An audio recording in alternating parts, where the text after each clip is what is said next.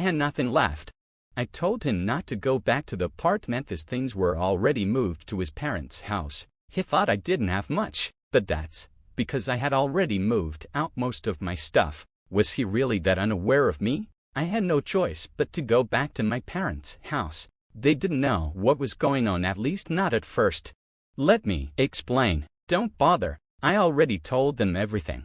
They deserve to know why we're getting divorced.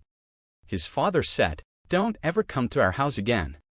Nah, he had nowhere to go. He collapsed in the cafe, and I left.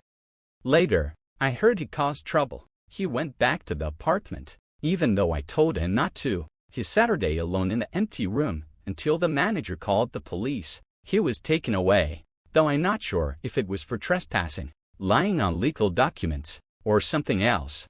His parents ended up taking responsibility. When they found out about Susan, they went to her house to apologize and even paid for the wedding costs. They wanted to avoid a lawsuit for marriage fraud, so they made peace with her family. I had hoped Susan's family would sue him, but they didn't. So I decided to go ahead with legal charges myself for forging divorce papers. He tried to settle it with money, but I didn't back down. I wanted him to understand how serious his actions were. It took time, but I let my lawyer handle everything. John's lies came to light. He lost his job after being taken in by the police and not returning to work. He had to move back in with his parents. They made him work at a relative's construction company, taking all his wages. He lived in a small shed with no electricity, getting just $5 a day for food. They said once he repaid all the money for the damages and wedding costs, they cut ties with him. Meanwhile, my life moved on.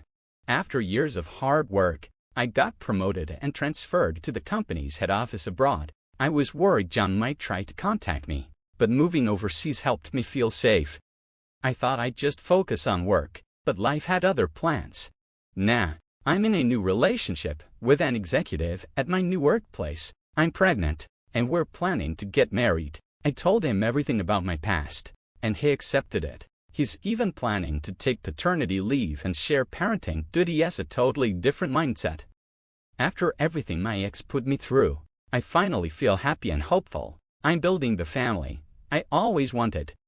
Many people suffer because of selfish partners. Divorce isn't always the answer, but staying silent isn't strength either. Sometimes, ending things is the first step to healing, and honest conversations are always worth having. I rented that apartment. I was the leaseholder. Naturally, you can't live there anymore. That's insane. How could you just kick me out like this? I can't believe you're surprised. You're not the one in a position to lecture me about acting alone. Did you think changing the locks on a rental unit was legal? It's my house. I can do what I want. Except it wasn't. Even if you were the leaseholder, the owner is still the building management. You can't change the locks without notifying them. Is that true? Also, I had already terminated the lease. Even while you were playing landlord and changing locks, I still had the legal right to live there until the end of the month. But now you've tampered with property that technically wasn't yours. That could be considered criminal damage. Wait, is that why the police are at the door? I'm scared to open it.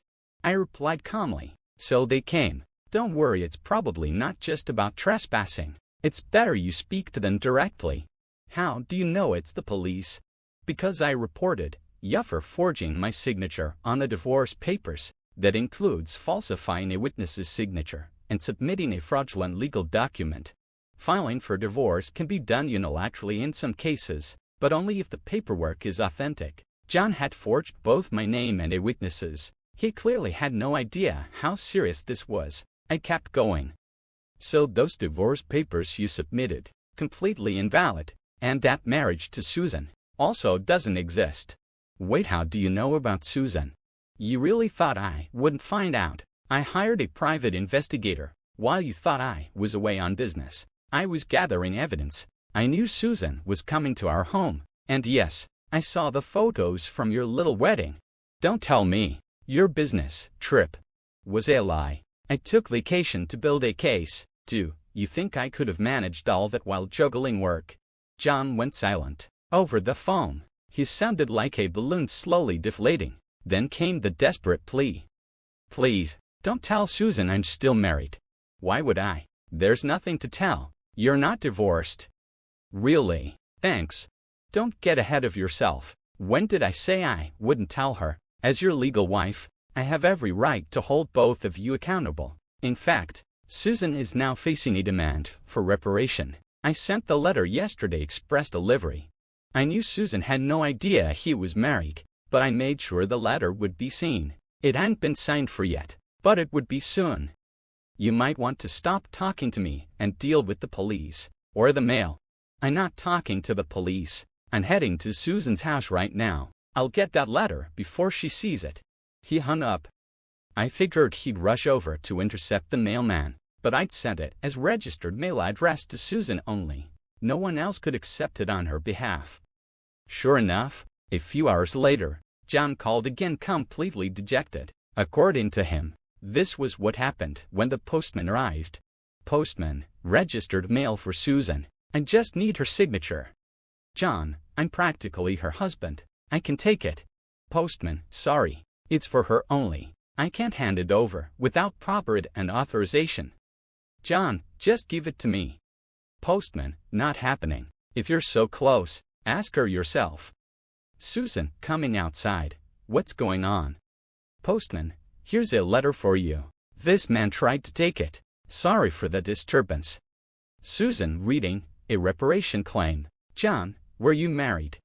John, wait, it's not like that. She's my ex-wife from way back. I was too embarrassed to bring it up. Susan, strange. If the divorce was so long ago, why is there a claim now? John, she's just bitter. Probably angry I got remarried. That weak excuse didn't last. I'd included my contact details with the documents, and Susan called me directly. Over the phone, I explained everything, John's affair, the invalid divorce, the staged wedding he held while still legally married. Thankfully, they hadn't filed the marriage registration he planned to submit it on April Fool's Day. Fitting. After learning the truth, Susan kicked John out. Then, unbelievably, he called me again. I agreed to meet him at a nearby cafe for one final conversation. As soon as I sat her down, he got to the point. Karen, please withdraw the reparation claim. Let's just say we were separated for a long time and finalize the divorce now. I'll apologize to Susan and maybe smooth things over. You think I want to stay married to you?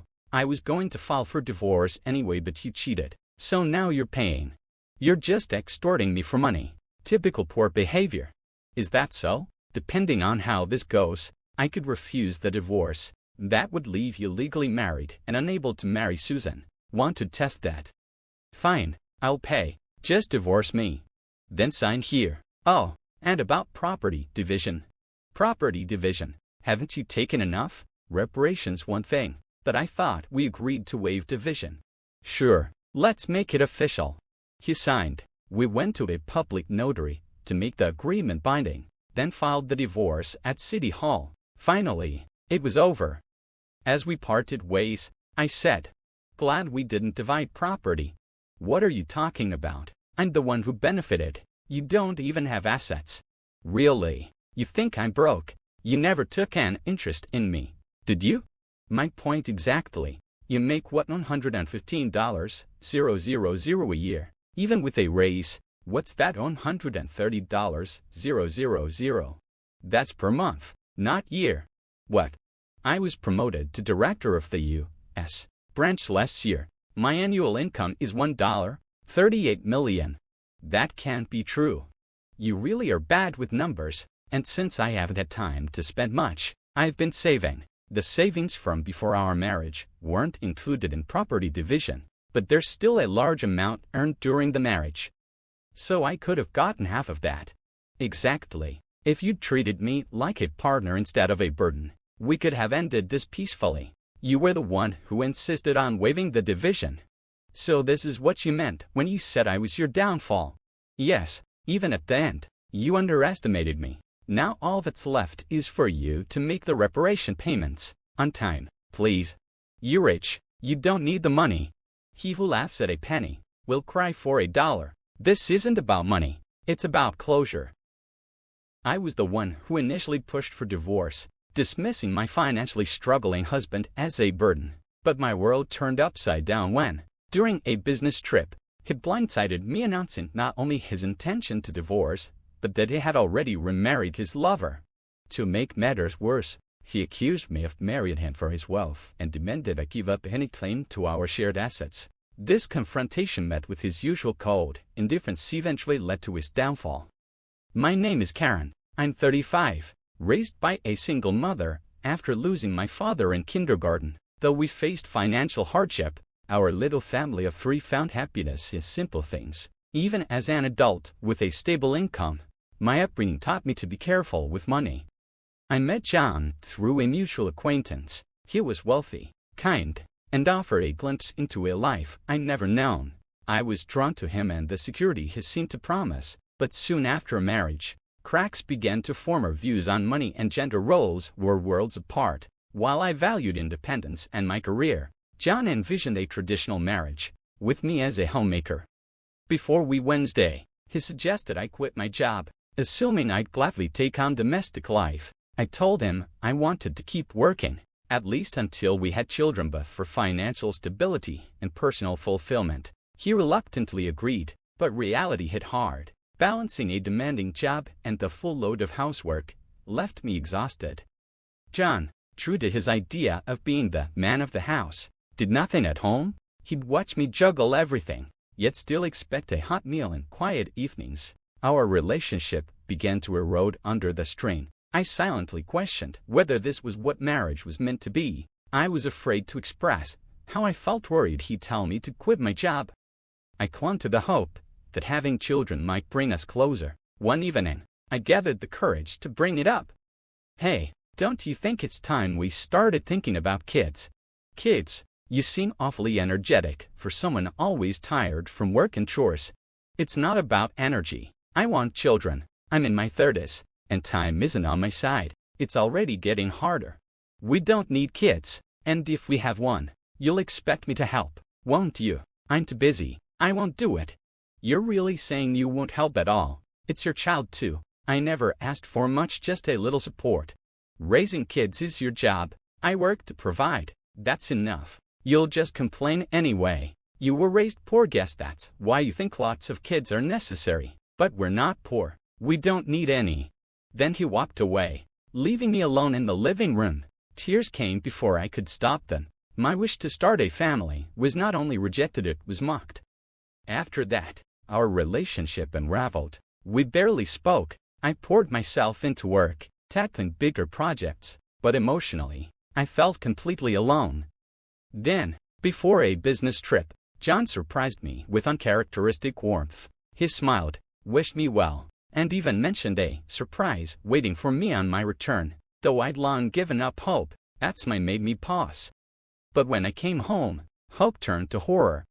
The door wouldn't open. He'd changed the locks. That was surprise number 1. Surprise number 2. He smugly told me we were divorced. He'd forged my signature and submitted the paperwork with a friend as witness. Inside, he handed me a document demanding I waive any rights to our property. I refused, proposing we both renounce claims and make it official through legal channels. He scoffed, rewrote the agreement on his computer, and we argued bitterly. As I left, he hurled insults mocking my background and threatening to throw out my belongings. A few days later, he called, clearly panicked. "What did you do?" he asked. "I don't know what you're talking about. Why are you freaking out?" "I got an eviction notice. They told me to vacate immediately." "Oh, you were still living there? That's not allowed. It's a new month now." "Eviction? But that's my house." "Did you forget it's a company apartment?"